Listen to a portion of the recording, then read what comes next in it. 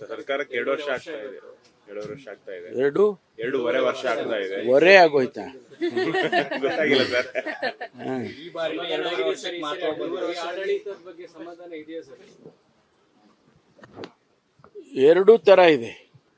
ಒಂದು, ಜನಸಮುದಾಯಕ್ಕೆ ನಾವು ಕೊಟ್ಟಂತ ಭರವಸೆಗಳು ಹೆಚ್ಚಿನ ಅಂಶ ಅಂದ್ರೆ ಅರ್ಧದಲ್ಲಿ ನಾವೇನು ಪ್ರಯಾರಿಟಿ ಮೇಲೆ ಈಡೇರಿಸಬೇಕಾಗಿತ್ತು. ಉದಾಹರಣೆಗೆ ಗ್ಯಾರಂಟಿಗಳಿರ್ಬೋದು, ಕೆಲವು ಪ್ರಾಜೆಕ್ಟ್ಸ್ಗಳಿರ್ಬೋದು, ಇವುಗಳನ್ನೆಲ್ಲ ನಾವು ಮಾಡಿದ್ದೇವೆ ಅನ್ನುವಂಥ ಸಮಾಧಾನ ಇದೆ. ಮುಂದೆ ಮಾಡ್ತಕ್ಕಂಥ ದೃಷ್ಟಿಯಲ್ಲಿ ನಾವು ಇನ್ನೂ ಹೆಚ್ಚಿನ ರೀತಿಯಲ್ಲಿ ಹಣಕಾಸಿನ ವಿಚಾರದಲ್ಲಿ ಫೈನ್ ಟ್ಯೂನ್ ಮಾಡ್ಕೋಬೇಕು ಅಂತಾರಲ್ಲ, ಅಂದರೆ ಯಾವುದು ಅನವಶ್ಯಕವಾದಂಥ ಖರ್ಚುಗಳಿರ್ತವೆ ಅದನ್ನು ನಾವು ಸರಿಪಡಿಸ್ಕೊಳ್ಳೋದಕ್ಕೆ ಪ್ರಯತ್ನ ಮಾಡಬೇಕು. ಯಾಕೆ ಹೇಳ್ತಿದ್ದೀನಿ ಈ ಮಾತನ್ನು ಅಂದರೆ, ಕೇಂದ್ರ ಸರ್ಕಾರ ನಮಗೆ ಕೊಡಬೇಕಾದಂಥ ಹಣ ಒಂದು GSTನಲ್ಲಿ ಭಾಳ ಕಡಿಮೆ ಕೊಟ್ಟಿದ್ದಾರೆ. ಎರಡನೇದು, ನಮಗೆ 50-50, 60-40 ಈ ರೀತಿ ಕೇಂದ್ರ ಸರ್ಕಾರದ ಸಹಯೋಗದಲ್ಲಿ ಆಗ್ತಕ್ಕಂಥ ಕಾರ್ಯಕ್ರಮಗಳೇನಿದೆ ಅದಕ್ಕೆ ಸರಿಯಾದ ಸಮಯದಲ್ಲಿ ಹಣ ಬಿಡುಗಡೆ ಮಾಡೋದಿಲ್ಲ. ಉದಾಹರಣೆಗೆ ನಮಗೆ JJM ಏನಿದೆ, ಏನು ಜಲ್ ಜೀವನ್ ಮಿಷನ್, ಭಾಳಷ್ಟು ಹಣ ಪೆಂಡಿಂಗ್ ಇದೆ. ಅದನ್ನು ಅವರೇ ಹೇಳ್ತಾರೆ ಫ್ಲ್ಯಾಗ್ಶಿಪ್ ಪ್ರೋಗ್ರಾಮು, ಇಡೀ ದೇಶದಲ್ಲಿ ನಾವು ಮನೆ ಮನೆಗೆ ಗಂಗೆ ನೀರು ತಲುಪಿಸ್ತೇವೆ ಅನ್ನುವಂಥ ಕಾರ್ಯಕ್ರಮ ಭಾಳ ಅತಿ ದೊಡ್ಡ ಕಾರ್ಯಕ್ರಮ. ಅದರ ಹಣ ಕೊಡಬೇಕಲ್ಲ, ಅದನ್ನು ಕೂಡ ನಮಗೆ ಕೊಡೋದಕ್ಕಾಗಿ ಅದನ್ನು ನಾವೇ ಕೊಡ್ತಾ ಇದ್ದೀವಿ. ಕೇಂದ್ರ ರಾಜ್ಯ ಸರ್ಕಾರನೇ ಈಗ ಭರಿಸ್ತಾ ಇದೆ. ಆದ್ದರಿಂದ ಇದನ್ನೆಲ್ಲ ಸ್ವಲ್ಪ ಚರ್ಚೆ ಮಾಡಿ ಮುಖ್ಯಮಂತ್ರಿಗಳು, ಅನುಭವಿ ಹಣಕಾಸಿನ ಸಚಿವರು, ಅವರಿಗೀಗ 17ನೇ ಬಾರಿ ಮುಂದೆ ಬಡ್ಜೆಟ್ ಪ್ರೆಸೆಂಟ್ ಮಾಡಿದ್ರೆ 17ನೇ ಬಾರಿ ಆಗುತ್ತೆ.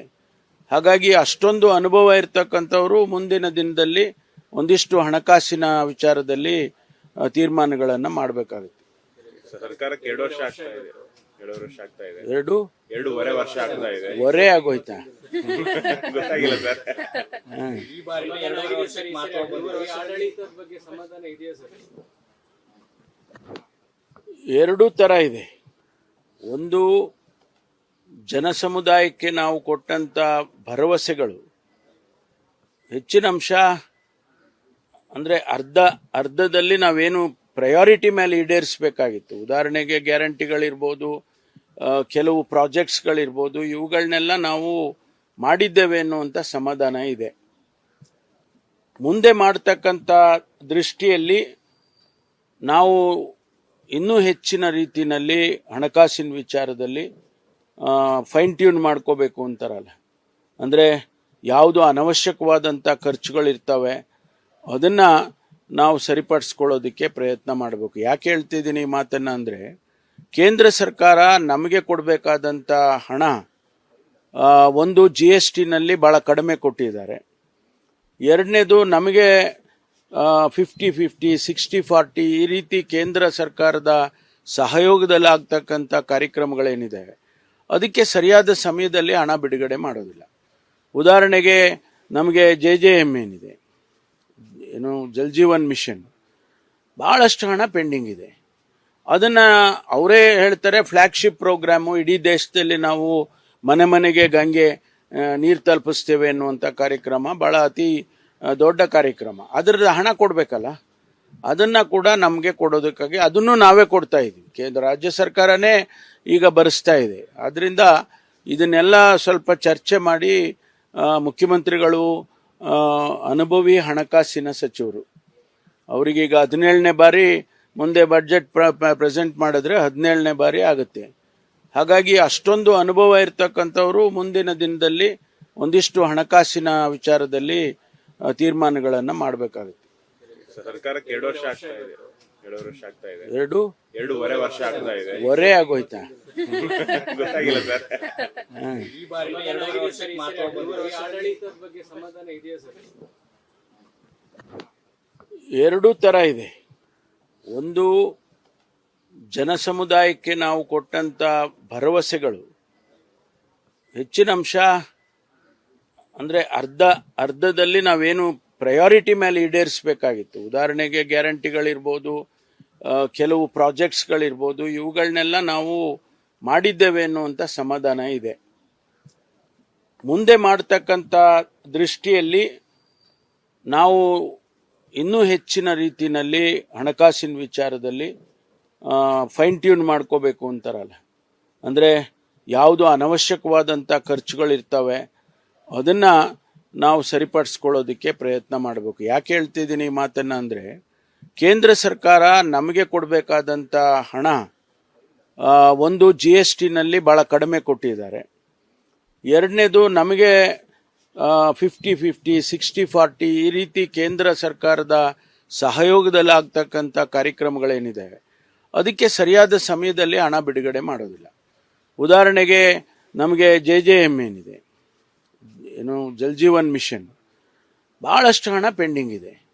ಅದನ್ನು ಅವರೇ ಹೇಳ್ತಾರೆ ಫ್ಲ್ಯಾಗ್ಶಿಪ್ ಪ್ರೋಗ್ರಾಮು, ಇಡೀ ದೇಶದಲ್ಲಿ ನಾವು ಮನೆ ಮನೆಗೆ ಗಂಗೆ ನೀರು ತಲುಪಿಸ್ತೇವೆ ಅನ್ನುವಂಥ ಕಾರ್ಯಕ್ರಮ ಭಾಳ ಅತಿ ದೊಡ್ಡ ಕಾರ್ಯಕ್ರಮ. ಅದರ ಹಣ ಕೊಡಬೇಕಲ್ಲ, ಅದನ್ನು ಕೂಡ ನಮಗೆ ಕೊಡೋದಕ್ಕಾಗಿ ಅದನ್ನು ನಾವೇ ಕೊಡ್ತಾ ಇದ್ದೀವಿ. ಕೇಂದ್ರ ರಾಜ್ಯ ಸರ್ಕಾರನೇ ಈಗ ಭರಿಸ್ತಾ ಇದೆ. ಆದ್ದರಿಂದ ಇದನ್ನೆಲ್ಲ ಸ್ವಲ್ಪ ಚರ್ಚೆ ಮಾಡಿ ಮುಖ್ಯಮಂತ್ರಿಗಳು ಅನುಭವಿ ಹಣಕಾಸಿನ ಸಚಿವರು, ಅವರಿಗೀಗ 17ನೇ ಬಾರಿ ಮುಂದೆ ಬಡ್ಜೆಟ್ ಪ್ರೆಸೆಂಟ್ ಮಾಡಿದ್ರೆ 17ನೇ ಬಾರಿ ಆಗುತ್ತೆ.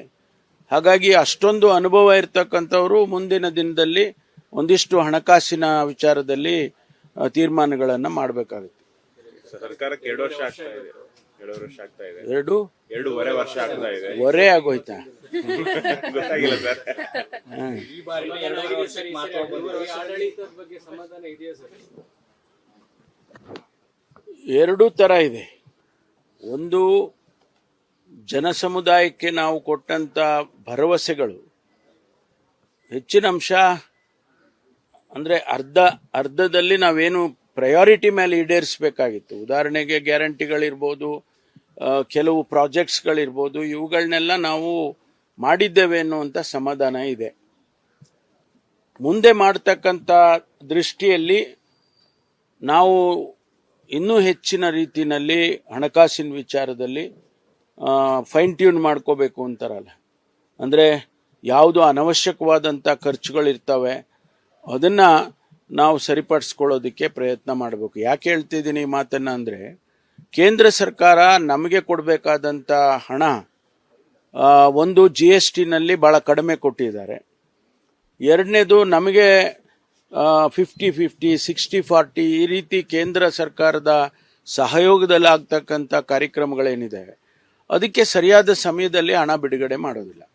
ಉದಾಹರಣೆಗೆ ನಮಗೆ JJM ಏನಿದೆ, ಏನು ಜಲ್ ಜೀವನ್ ಮಿಷನ್, ಭಾಳಷ್ಟು ಹಣ ಪೆಂಡಿಂಗ್ ಇದೆ.